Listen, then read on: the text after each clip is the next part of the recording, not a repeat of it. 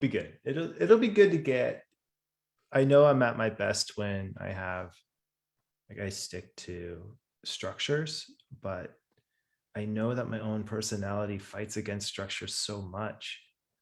But I know that I'm doing really well when I do have more structure. Anyway, Looks cool. like We're we're live. live. Yeah, we're going. Good. On the platforms that we needed to be live. Yeah, I Ashley's think the we're live. live on everything. So Okay, we're live. Hey, all right. So we'll get started officially. Ready? Go. Hi, my name is John, and this is I'm Raj, and I'm joining John today for our Coaching to Flourish. Coaching the Flourish podcast. Welcome to the show. We have 3 questions that we're going to look at, and we have one of our first questions from someone on a social media platform, having done this now for a couple of weeks. We're excited. Raj, what's the question? Yeah, I'm excited to get started with this one, John. So this is from a coach on the platform asking, what advice do you have for coaches when they feel overwhelmed themselves and they find it hard to show up and focus? Like in a coaching call? Yeah, Or I in think in life? life, in coaching. Yeah. Well, it's funny. I just had a coaching session where I was the client this morning, and I've been trying out new coaches. I think I found one, and it's nice. It's nice to find a coach. We think, yeah, let's let this work. Let's see what happens. The thing I got out of it, and it wasn't a huge.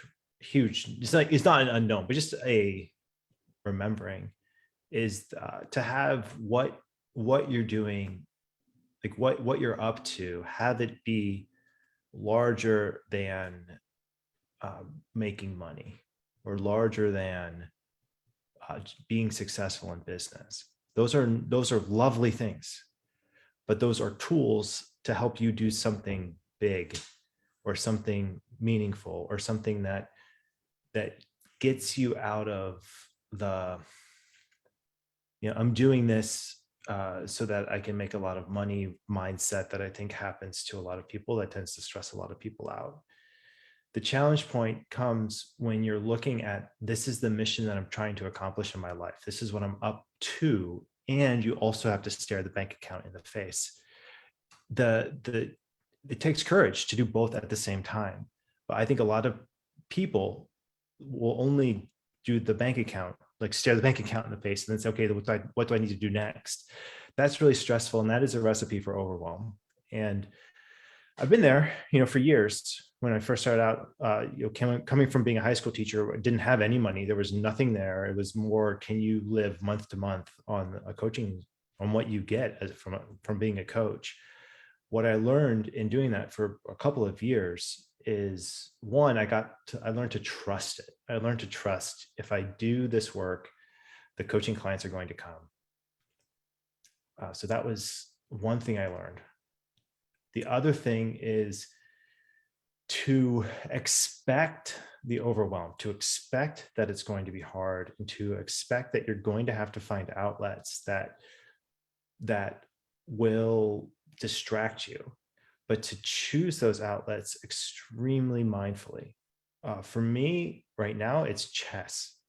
I will allow myself to play little chess games, and I have a couple YouTube creators that I watch that I really love, and it's so nice.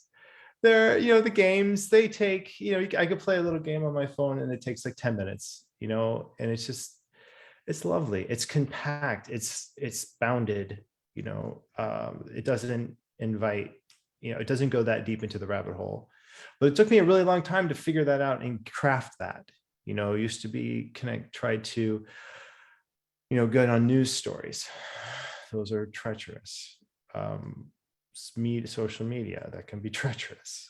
A lot of these things can just lead down procrastination holes. And I think it takes a full 25 to 30% of your energy when you're starting out in business is around how to get yourself out of those procrastination holes and get into moving forward. Because I think that's a lot. I think that is a lot of where the overwhelm comes from. And for myself, finding an outlet and consciously choosing it and honing it made a difference. And so it's a combination of, I'd say, those three things.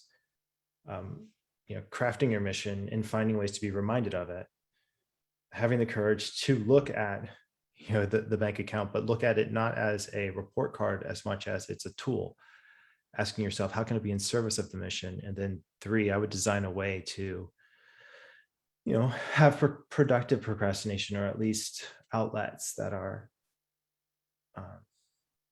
life-giving, distracting enough that they're fun, but also life-giving enough that when you're done, you don't feel like you feel good. You feel good. How about for you, Raj? I'm kind of curious. What's your advice for fighting overwhelm? I think the first thing that jumped out to me for, all coaches, for all of us, I think if you're in a place where you are facing some overwhelm or struggling to show up and focus, are you working with a coach yourself? Coaches need coaches too. That's what you started out with, coaches that you talk to, you sharing that last time we met. Maybe, get a coach too.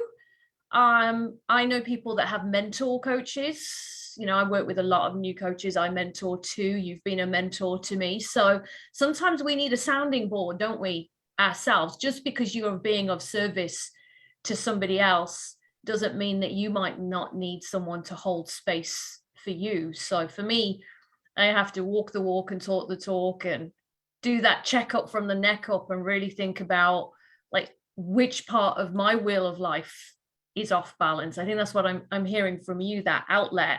Like I know when I get too overwhelmed or I can't focus or can't show up, I just haven't been taking care of myself very well, because I'm a bit of a workaholic. Love it. Get too engrossed. So I think that kind of checking of, and also coaching yourself as well, isn't it? Like I ask myself a question every day, like, what is the overwhelm?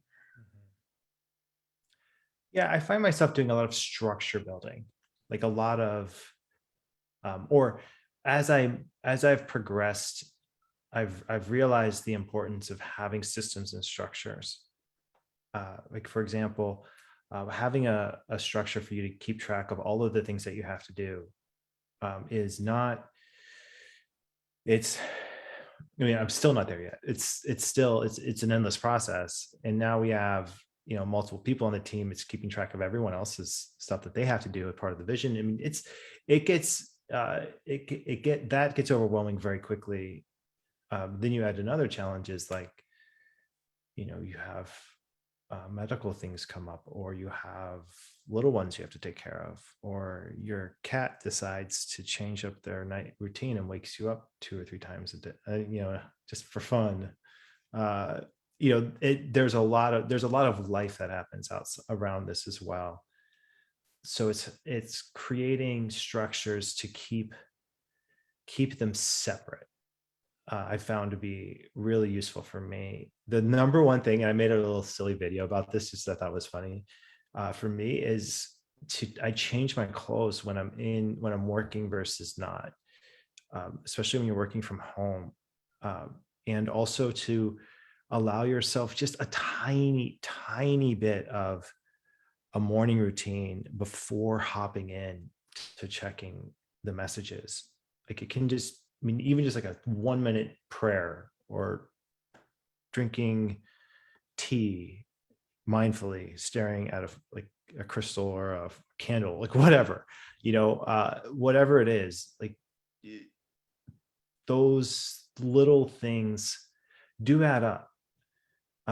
And I think when people are starting out, they expect themselves to perform at high levels, and they take their own performance almost for granted. And they think, oh, in terms of my business percentage, I only really need to spend 5% of my energy managing me. the other 95% of my energy can be around all the things that need to get done. It's almost the opposite. Not 95%. I'd say it's 50-50, where 50% of your energy needs to go into creating the structures for you to be on point. And then you open up the other 50% to go external. It's almost that high, I think, at the beginning of the process, which, unless people have themselves figured out and how to keep yourself on point, I find very few people do, especially when you take all of the outside pressures of, I think people are used to having a job with set, these are the set deliverables, this is how I'm checked up on. And when you take all of that away, people are faced with, whoa, wow, like I have all this freedom, but then what do I do with that? Like, what do I do with all this time? It's almost like you have to find ways to get like extreme discipline on doing the hard things, the hard stuff, like putting yourself out there, trying to be creative, opening yourself up to criticism, trying to get clients through workshops, following up on lists of phone calls, just all the things where you're going to get rejected a lot. I mean, if you have a larger mission and take care of yourself, those things tend to become, not just easier, but become exciting. And I think that's when you're on the right path, is when the overwhelm, all those things, you're on the right path when you have the structures, that the things that are really hard become exciting to you. Yeah, I agree. And we've got some coaches saying hi. I think hi, Jantel and Darlene. And I've chatted to both of them. I was actually having a conversation with Jantel last week, and we were talking about systems. So building off of what you're saying. And if only you could see my schedule, it is wonderfully color coded. I've got colors for all different kinds of work that I do. And I also joke with people, but it's true. I schedule in everything in my calendar. So me time is blocked in green. So when I look at my calendar, everything in green is always my mindfulness time or self-care or anything that I want to do to hold that space. Asana is my best friend. One of the things that I do as well is when I have ideas, because often I have ideas of the next big project or something that I want to capture, and I don't want to lose it. So I will put it as a project in Asana, even if the timeline is November 2022 or December 2023. I want to capture it so I don't lose it and the vision's there. But I love Asana. It sends me emails every single day with my tasks in it. You know what I'm like, John. I like to be organized. Yeah, I would like to aspire to that. I mean, I feel like I try to create, I feel like there's an element where I'm not. I see systems I could use. It's funny. I feel like I systemize the weirdest stuff. Like I will systematize like where, like my workout bag and my workout stuff. Like I have, like, it is meticulous. It is like, I feel like it's art. Like it's just, and I have it down. Like I do, what I mean? Like how it all fits in. Like it's, but then some things, like state taxes or taxes and things like this, like, oh my goodness. Like, and then you add in multiple states you have to deal with. I mean, it gets wildly, different ways. I'm just that far away from that.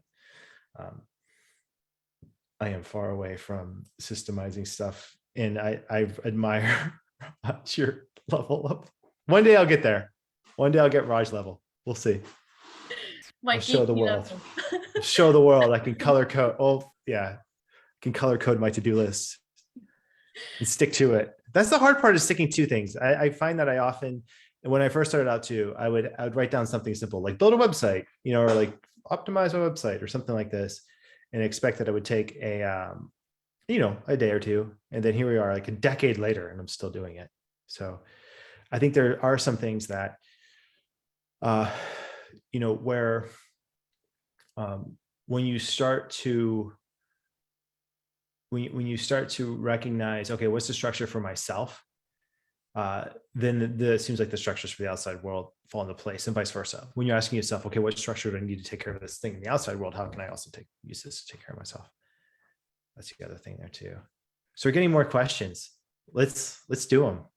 Yes, I just saw the question from Steve. Mm-hmm. So, what was your biggest coaching fail? And how did that impact you, good or bad, as a coach? I've had a lot of failure leading workshops, like big time failures, like where I've just, did not do well, missed the point. But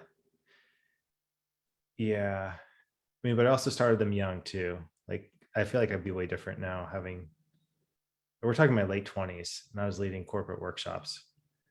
Those were, what was it? I was a Latin teacher. And the only reason I got in there was because I was working with the students of the people who, were owning these organizations. They bring me in to lead these workshops, and it was fine, but I didn't have the awareness and just didn't have the worldliness that I needed to work in that space. So there's lots of workshop failure. I'll say that. Coaching failure, I remember one in particular. I was at my first year teaching. This is in Southern Oregon. I go to a first year teaching workshop, weekend retreat. It was amazing. Made lots of great connections. I had started coach training, and I asked everyone to be a practice client for me for a couple sessions. A lot of people said yes. And so I had these back-to-back meetings, these back-to-back coaching sessions stacked up right when I was, right from the get-go. I was super excited about this, gained lots of experience. But I was so bad, so bad. I was trying to solve stuff, trying to prove the value of coaching, trying to do all of the usual things that I hear new coaches do. And I just remember feeling so painful, it was almost like arguing with my clients, in weird ways. And then I had back to back, just 3 in a row, just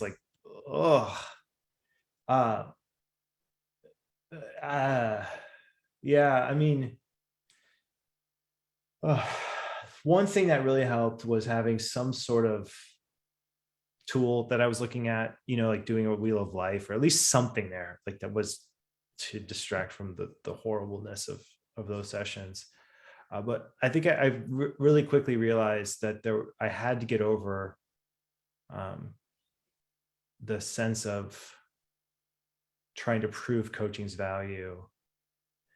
I just got better at it. I just got more experience. I just mucked my way through it. There was no elegance in that.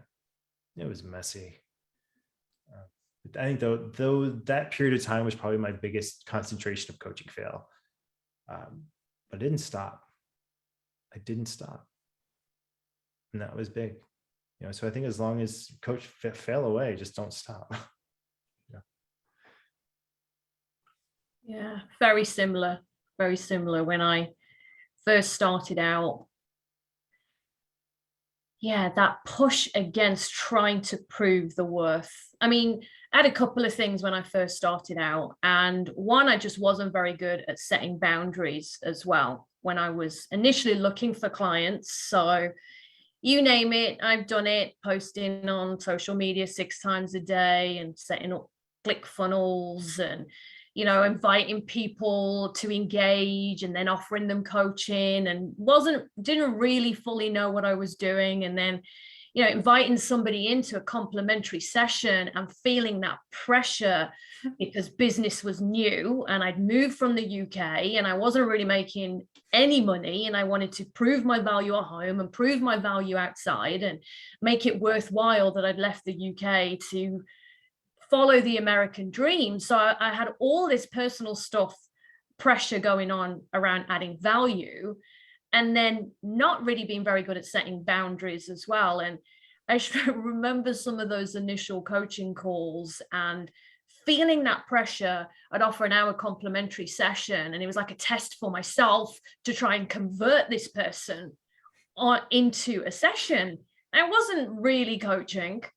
And then when I did convert them, wasn't that bad at converting. The accent worked very well, but then getting them in and trying to keep them in. My price points were so off. They just weren't, they were so high. I'd worked with a business coach. They were ridiculous. So that added all those layers of pressure of me feeling that, this person's got to get just the world from this session. So yeah, big, big fails. I also had a couple of businesses, well, probably 3 or 4 partnerships, coaching partnerships that didn't work, outright fail, non-profit. But for me, there's no failure, there's only feedback, and I wouldn't be sitting here right now being able to talk about it, I think, if I hadn't gone through it. Yeah, I'm thinking back, what got me through, right? That's an interesting question. Like, what gets you through horrible coaching, like periods of horrible, bad coaching sessions?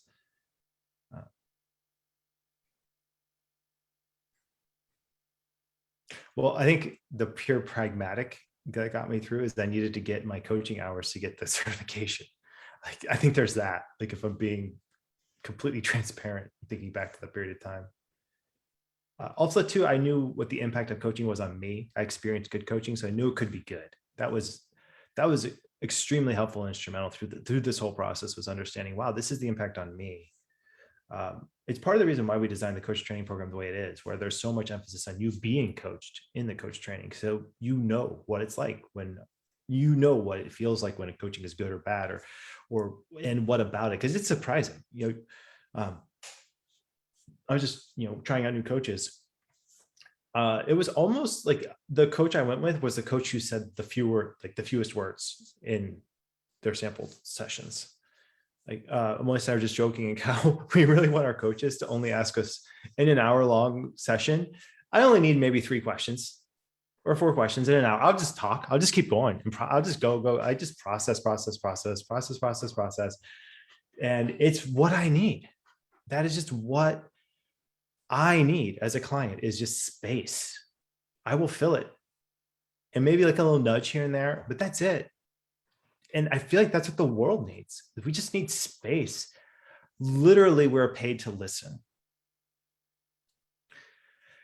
We're paid listeners. Like that, but it's an art form. And part of the art form is not having restrictive, limiting beliefs when you're listening. And it seems like, oh, that should be easy. That should be, but it's way, way harder than it seems and looks. And what's wild to me is I can totally 100% tell when the coach I'm working with, when they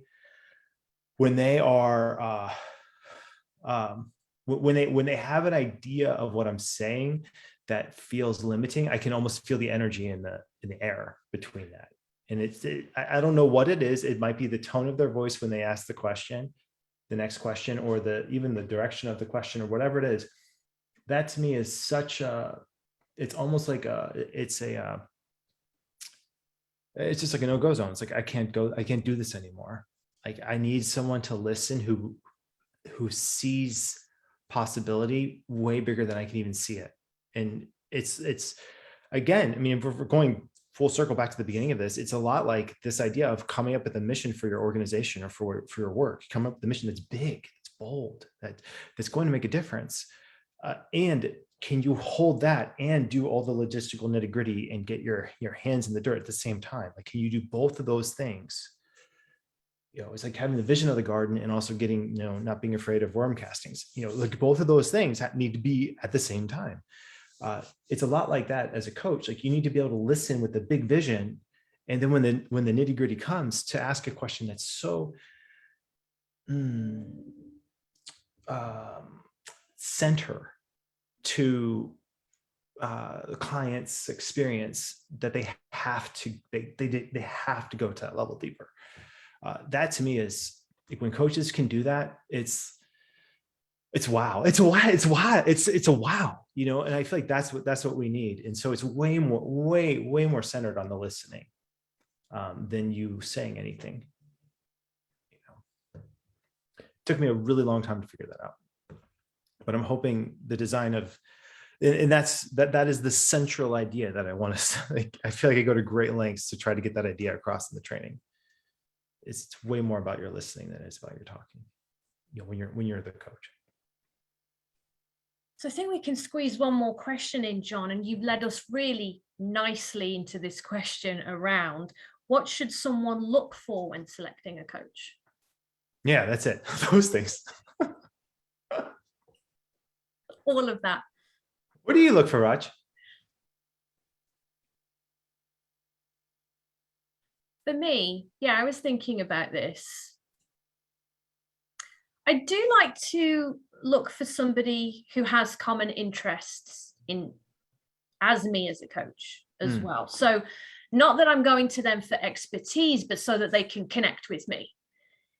So it's not, I will select a man to coach with as well. And I've just been in a coaching group myself. But I'm often drawn to women as well, kind of role models that have some experience or background. That diversity and inclusion is really important to me. So if I'm selecting a coach, I want to be able to see from their credentials or their resume that they have understanding or experience of working with people from like either all over the world or experience of people that are different to them, because that's so important to me. And then I'm yin and yang, so I can be strategy and mindfulness, and one minute I can talk to you about strategic frameworks and ROIs, but then I also might want to talk to you about angel numbers. So I want a coach who feels connected to me in that energetic space, that they can flow with me there. That's cool. I think I'm just a really hard person to coach. That's just what I'm thinking of too. Emily says it too. She's like, you'd be the worst person ever to coach. I'm like, I know. Why, John? Why are you so hard to coach? I mean, I just, well,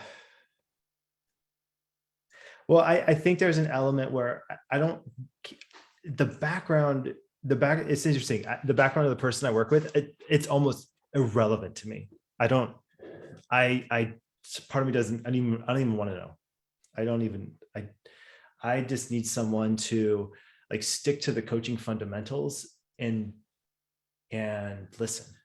Like, it's someone who can just like ask small questions that lets me process. I'm good. And I've worked with some really high caliber coaches. Like, we're talking like that, really, doing sample sessions with very expensive executive coaches where I think, okay, like this person, they're charging a lot of money. They must be really good. And I get 30 minutes into it. I was like, dude, I'm not listening to you. I'm the speaker. I'm the outpourer. I'm not the empty vessel. You know what I'm saying? It's wild. It's wild to me how I think some coaches, they feel like they have to produce, they have to give you a nugget or something to work with. Some of their own knowledge needs to be useful to you. No. That's the whole point. That is the whole point of this style of coaching.